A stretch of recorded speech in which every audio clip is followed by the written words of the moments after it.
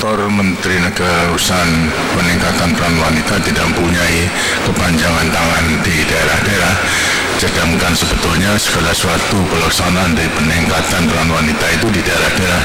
Karena itulah dikeluarkan daripada Instruksi Presiden nomor 5 tahun 95 tidak salah, disusul pula dengan Instruksi Menteri Dalam Negeri nomor 17 tahun 96, di mana ditunjuk di daerah adalah wakil gubernur untuk menjadi pusat perhatian di dalam rangka meningkatkan koordinasi di daerah-daerah agar segala program mengenai peningkatan peran wanita itu bisa dilaksanakan. Sebenarnya tidak hanya sampai kepada si gubernur, akan tapi yang penting sebenarnya program dan pelaksanaan pada tingkat kabupaten, karena semua kekuatan itu ada pada kabupaten.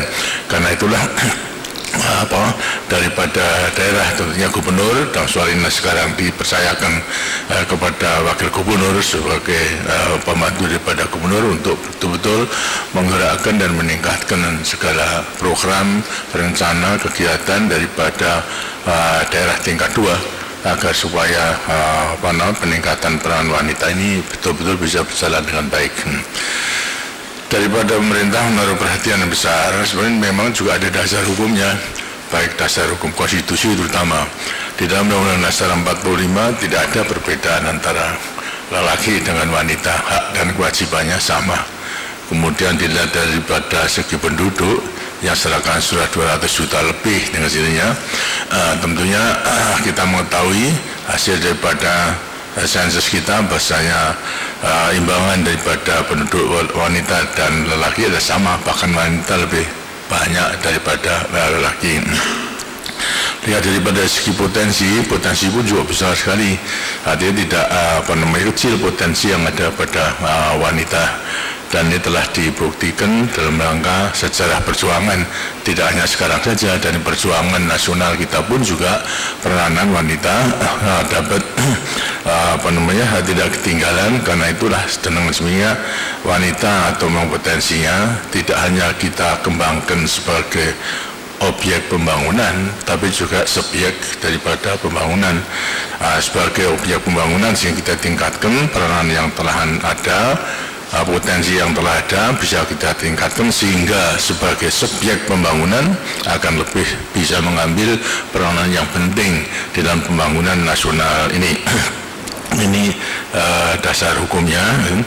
Dan memang sejarah pula telah membuktikan daripada semua akan peranan daripada wanita itu, terutama sejarah perjuangan. Dalam beberapa pertemuan dengan kepala-kepala pemerintahan dan negara, baik yang berkunjung maupun pada saat saya kunjung ke negara-negara lain, dan selama hampir 30 tahun itu selalu juga ada pertanyaan yang tidak masuk akal seolah-olah daripada jalan pikiran mereka itu. Kenapa Indonesia yang demikian luas, demikian kaya alamnya, besar penduduknya, kok sampai bisa dijajah Belanda selama 350 tahun? Misalkan Belanda itu adalah relatif kecil daripada bangsa, hanya berapa juta saja, kok sampai bisa? Itu bisa menjajah bangsa Indonesia yang nyatanya sebetulnya luas, besar, penduduknya besar, kaya alam besar, kok sampai bisa dijajah sampai 350 tahun. Dan hasilnya terpaksa kami pun juga menggarisbawahi memang Belanda itu mengecil daripada jumlah penduduknya dan memang jauh, tapi sebetulnya ya kelicikan dari Belanda itulah yang bisa menjajah dari bidar kita sampai pada 350 tahun ini. Dan kelicikannya apa? Memanfaatkan kelemahan-kelemahan yang ada pada kita. Ialah kelemahan apa? Kelemahan kita tidak bersatu, persatuan terganggu, bahkan Belanda itu selalu menimbulkan perpecahan, mengadu domba satu dengan lain, kemudian membantu yang satu menang, lantas diikat dalam rangka kekuasaan pemerintahan mereka sampai kepada 350 tahun dijajah oleh Belanda. Tapi terus terang saya mengatakan, ini bukan berarti bahasa mereka kita dijajah selama 350 tahun itu kemudian kita menyerah begitu saja. Ternyata kita pun ada yang takluk kepada Belanda, tapi juga terus kekuatan-kekuatan yang melawannya.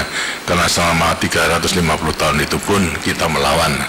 daripada penjajahan Belanda, perlawanan mulai daripada daerah-daerah, sehingga peperangan timbul mulai daripada Aceh sampai kepada Indonesia belahan timur. Itu selalu kita mengadakan perlawanan-perlawanan. Tapi kita akui bahwasanya perlawanan kita terhadap penjajahan pada Sumpah Pemuda mempersatukan daripada kaum perempuan wanita untuk mendukung daripada perjuangan untuk memperoleh kemerdekaan.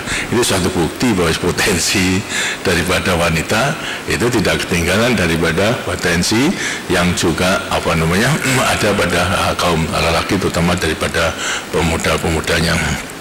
Nah, ini tentunya juga kemudian lantas berkembangnya dengan dukungan tekad persatuan pemuda dan didukung oleh tekad dari persatuan wanita atau perempuan pada waktu itu mencapai klimaksnya itu sampai pada proklamasi 17 Agustus 1945 melahirkan negara merdeka dengan landasan kehidupan bernegara, berbangsa dan bermasyarakat berdasarkan Pancasila dan Undang-Undang Dasar 45. Undang-Undang Dasar 45 sebagai konstitusi. Di situ pula bahwasanya titik berat terutama yang disadari akibat daripada kita dijajah dan kemudian kita melawan dengan harus sempurna dengan persatuan sampai pada persatuan masuk salah satu sila daripada Pancasila, ialah ketuhanan Maha Esa, kemanusiaan yang adil dan beradab, persatuan Indonesia, kemudian dengan kerakyatan yang dipimpin oleh kebijaksanaan, persatuan pemakilan, dan keadilan sosial bagi seluruh rakyat Indonesia. Dan persatuan dalam membina persatuan, menegakkan persatuan, maka kaum wanita itu tidak ketinggalan. Untuk selanjutnya dengan sirinya karena persatuan ini tidak hanya kita wujudkan di dalam memperoleh kemerdekaan, kebangkitan nasional kedua, tapi juga dalam rangka mengisi kemerdekaan dengan melaksanakan daripada pembangunan pun dengan sirinya juga daripada kaum wanita itu tidak perlu ketinggalan, karena kita katakan potensinya tidak kalah daripada potensi yang ada daripada kaum pria. Sekarang kita setelah melaksanakan pembangunan itu karena kesedaran adalah tangan daripada rakyat, telah menentukan melewati wakil-wakilnya garis besar negara dan melalui presiden sebagai mandataris guna melaksanakan pembangunan. Alhamdulillah kita sudah bisa melaksanakan pembangunan 5 kali 5 tahun, bahkan sekarang sudah memasuki 5 tahun yang ke-6 itu sudah memasuki pembangunan jangka panjang yang kedua, berarti kebangkitan nasional yang yang kedua. Sasaran berdasarkan trilogi pembangunan stabilitas nasional, pertumbuhan ekonomi dan pemerataan mutlak didukung oleh persatuan dan kesatuan bangsa, karena stabilitas nasional kalau tidak didukung oleh persatuan-kesatuan pun pecah, berarti stabilitas politik tidak akan tercapai, yang berarti pula salah satu unsur daripada stabilitas nasional akan terganggu, sehingga kemantas tidak mungkin tanpa dukungan stabilitas nasional kita tidak bisa bangun tidak ada pertumbuhan ya tidak akan ada kemampuan untuk memperbaiki hidup daripada rakyat kita melewati pemerataan, menikmati daripada hasil pembangunan maupun pemerataan dalam memperbesar daripada apa yang harus kita nikmati daripada pembangunan, sehingga masyarakat adil dan makmur berdasarkan Pancasila itu betul-betul akan bisa tercapai. Sekarang kita sudah memasuki pembangunan jangka panjang yang kedua. Sasaran yang kita capai dalam rangka pembangunan jangka panjang kedua adalah kualitas manusia, kualitas masyarakat Indonesia, sehingga rakyat dan bangsa Indonesia bisa hidup dengan aman, dengan sejahtera, makmur, aman, tentram dalam tata kehidupan bernegara, berbangsa dan bermasyarakat berdasarkan Pancasila. Meningkatkan kualitas manusia dan kualitas masyarakat tidak lain adalah membangun manusia seutuhnya maupun juga membangun sumber daya manusia. Dalam membangun sumber daya manusia melewati pendidikan itu tidak dimulai pada saat rakyat kita masuki kehidupan remaja pemuda. Suksesnya daripada pembangunan sumber daya manusia adalah mulai daripada balita. Nah, kalau mulai balita peranan daripada wanita di sini besar sekali, terutama agar supaya memberikan dasar-dasar pendidikan atas dasar moral budi pekerti yang baik, sehingga nanti dalam menuntut ilmu pengetahuan dan teknologi akan bisa mengetahui apa yang tuntut, dan pengeterapan ilmu pengetahuan dan teknologi tidak digunakan, justru memilih ilmu pengetahuan dan teknologi kemudian lantas digunakan untuk membangun yang lebih merusak daripada kehidupan kita. Berarti di sini peranan daripada wanita sangat penting sekali, karena daripada pendidikan balita itulah sekarang harus diperhatikan. Karena itu begitu pentingnya, sehingga mau tidak mau kalau diharapkan kaum wanita itu sebagai subjek, dengan ini juga harus ditegakkan sebagai objek pembangunan dalam rangka melaksanakan tanggung jawab mengenai pendidikan sedini mungkin mulai daripada balita tersebut. Ini tentunya juga merupakan rencana program yang tidak kecil gitu. Kemudian juga di dalam sekarang kita memasuki pembangunan berdasarnya untuk meningkatkan kesejahteraan di rakyat kita. Berarti kita memerangi kemiskinan. Kita telah berusaha dengan segala program, mulai daripada pembangunan jangka panjang 5 tahun yang pertama sampai sekarang, arahnya memang untuk meningkatkan, memerangi daripada kemiskinan, meningkatkan taraf hidup daripada rakyat. Ternyata memang belum keseluruhannya bisa kita hadapi. Setelah 25 tahun itu kita hanya mengurangi saja daripada 6% jadi 11%. Kalau pelita pertama berarti masih ada 14%, setelah tambah 3 tahun 96 sudah turun lagi menjadi 11%. Tapi jumlahnya juga masih banyak, dan ini tentunya merupakan satu tantangan yang harus kita selesaikan. Itu kita telah mempunyai pola daripada pengentasan sisa-sisa kemiskinan tersebut, baik melewati impres desa tertinggal dengan memberikan modal yang bergulir, artinya terus menerus akan tinggal di desa tersebut selama 3 tahun 20 juta tiap-tiap tahun, dan 60 juta itu akan merupakan modal terus menerus akan ada di desa, tidak pernah akan ditarik daripada modal tersebut. Nah, ternyata bahwasanya juga yang hidup di bawah garis kemiskinan tidak semuanya di desa tertinggal, tapi di luar desa tertinggal pun ada. Ini tentunya juga harus kita usahakan bagaimana cara mengatasi. Kita telah menemukan pola kemitraan agar supaya yang telah berhasil ikut serta mengatasi daripada kemiskinan itu melewati segala program yang telah ditentukan. Sampai sekarang program dan juga usaha-usaha dan mengatasi kemiskinan itu melalui rehabilitasi sosial yang kita besarkan pada Menteri Sosial. Kemudian yang kedua adalah melalui peningkatan keluarga sejahtera sebagai kelanjutan daripada program keluarga berencana. Karena keluarga berencana tidak semata-mata hanya mencapai 2 anak, tapi 2 anak itu yang sejahtera dan bahagia. 2 anak yang sejahtera bahagia itu dengan gajinya harus dijamin dengan pendapatan yang meningkat. Karena itulah segala usaha harus kita usahakan dengan rupa sehingga pendapatan daripada itu meningkat. Melewati keluarga berencana yang telah ditentukan melalui usaha peningkatan penghasilan keluarga sejahtera dengan kelompok-kelompok peserta KB.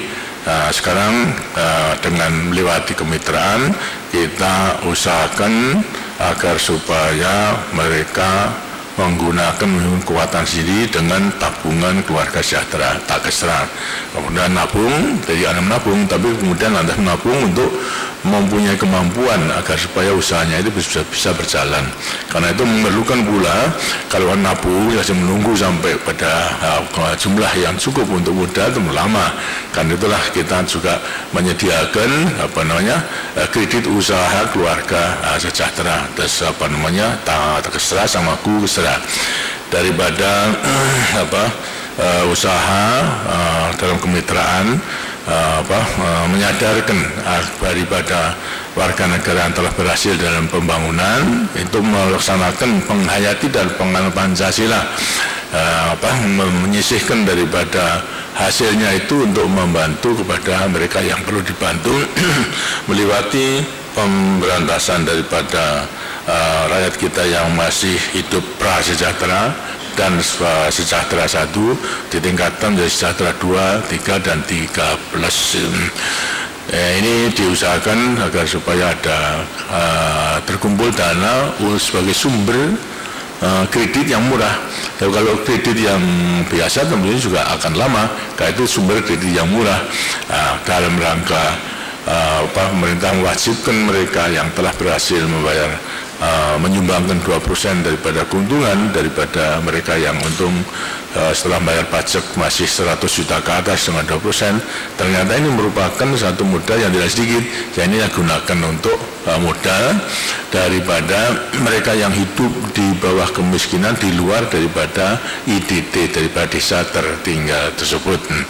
Dan ini merupakan modal yang kalau di IDT praktis dengan usia 60 juta, ya, tidak ada unsur bunga, tapi bunga ditentukan oleh masyarakat sendiri. Sedangkan daripada dana yang dikumpulkan ini juga bunganya ditentukan sekecil mungkin, ialah hanya 6%, yaitu 1 tahun. Demikian rupa sehingga mempunyai memperoleh keringanan yang besar dalam menggunakan daripada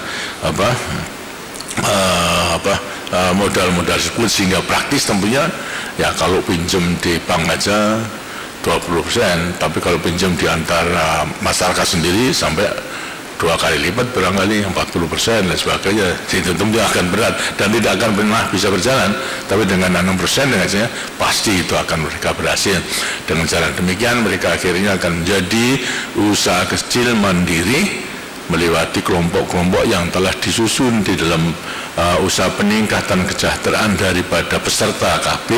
Dengan dirinya mereka itu akan bisa berhasil, sehingga pola ini yang telah kita temukan juga menjadi pertanyaan di dunia, kenapa Indonesia kok bisa secara konsisten melaksanakan memberantas daripada kemiskinan ini, sehingga mereka juga akan mempelajari daripada seluruhnya.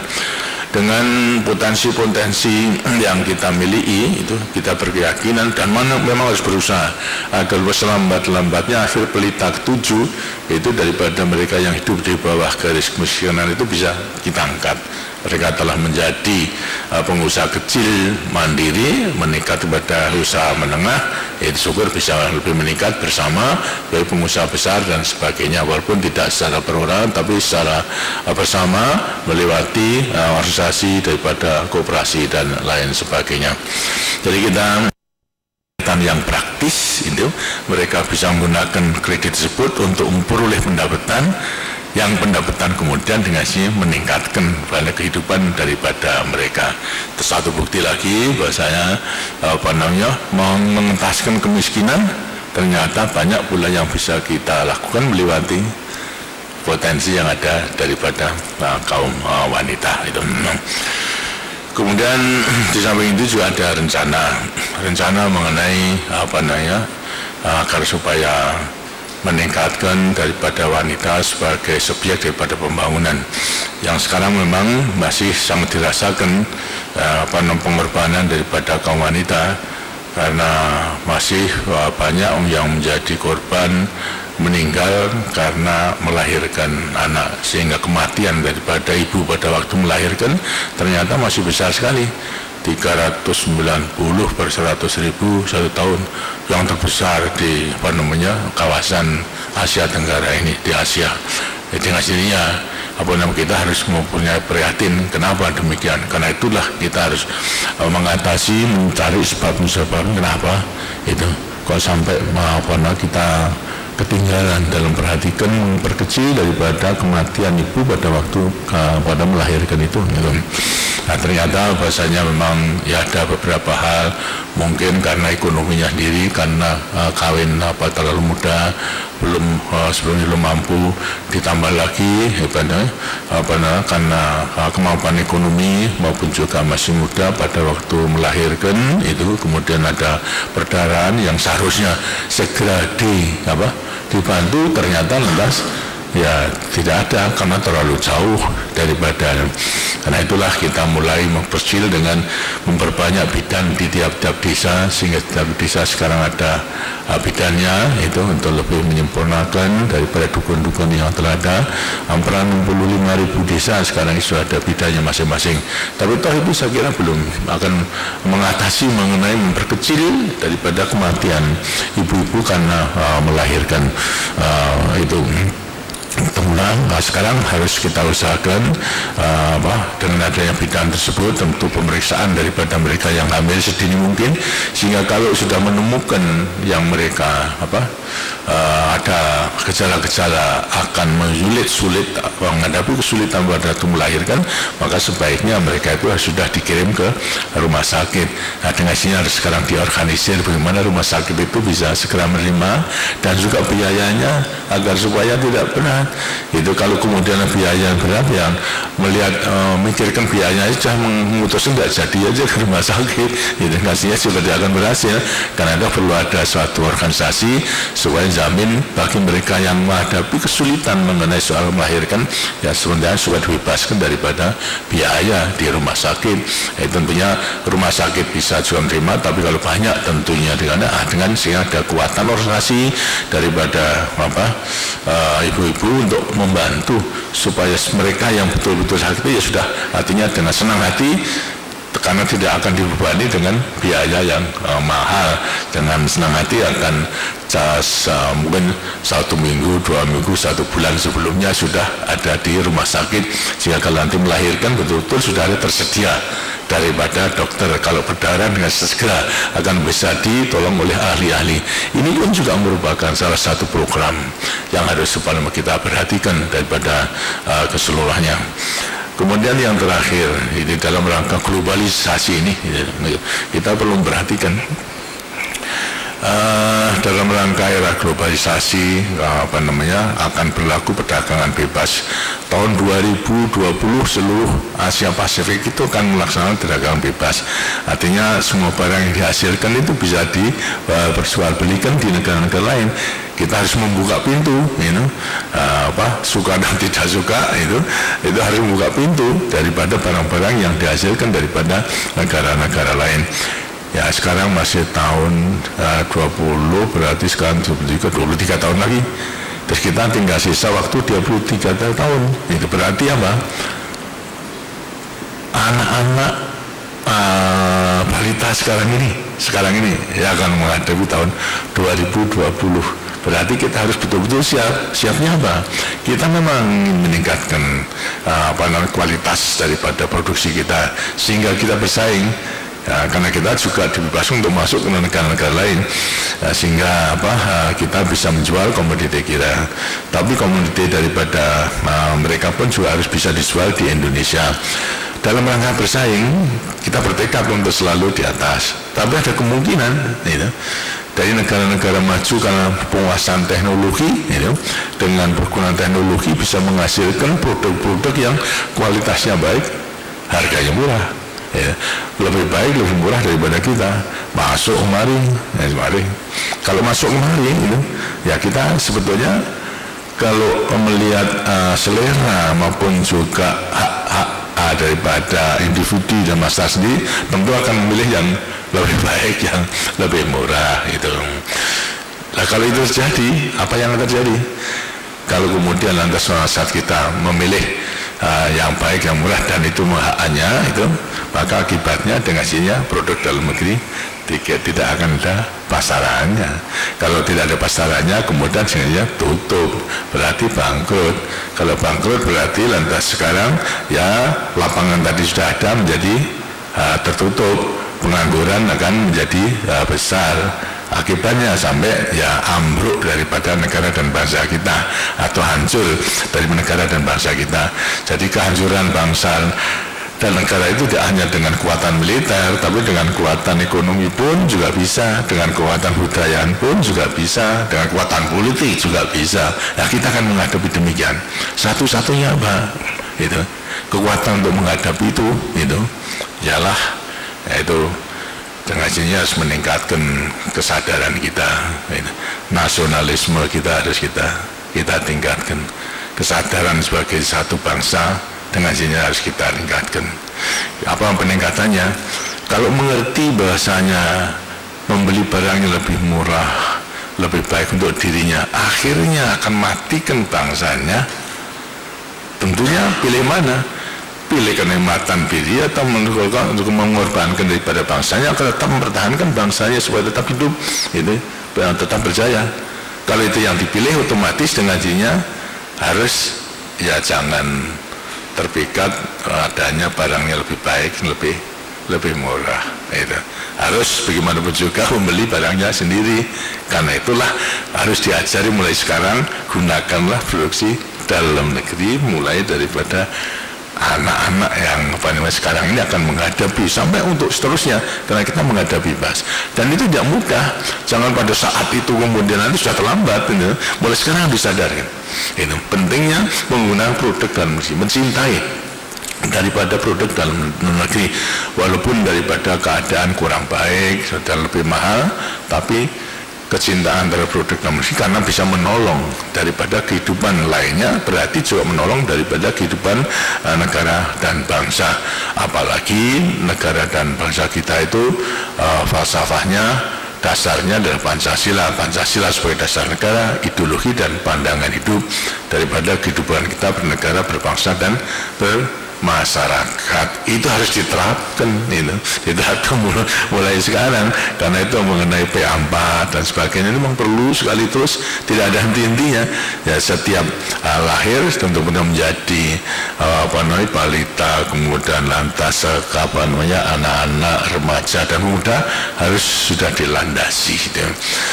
Karena itu kembali lagi pada pendidikan tadi, kaum wanita lebih-lebih dalam menyadari mengenai kecintaan bangsa juga, mulai balita, kaum wanita itu mempunyai kewajiban tanggung jawab yang tidak kecil. Karena itulah usahakan sekarang membuat program sedemikian rupa dan bisa meningkatkan akan kesadaran, terus nasionalisme yang tidak sempit dengan nasionalisme yang dijiwai oleh Pancasila, oleh ketuhanan, oleh kemanusiaan, oleh persatuan, kerakyatan, dan juga oleh keadilan sosial. Dan ini merupakan pekerjaan yang tidak ringan, karena perlunya ada koordinasi daripada pemerintah melewati Menteri Negara. Urusan peningkatan peran wanita itu harus ada penjabarannya di daerah, karena tidak mempunyai perwakilan. Di sinilah tanggung jawab daripada gubernur yang kemudian telah diputuskan oleh Menteri Dalam Negeri, sebaiknya maka yang terus-menerus mengurusi adalah wakil gubernur. Indahnya agar supaya betul-betul dapat dilaksanakan dengan sebaik-baiknya dalam peningkatan kerjasama maupun juga koordinasi ini. Saya kira inilah yang perlu saya sampaikan sebagai pegangan dalam rangka meningkatkan usaha-usaha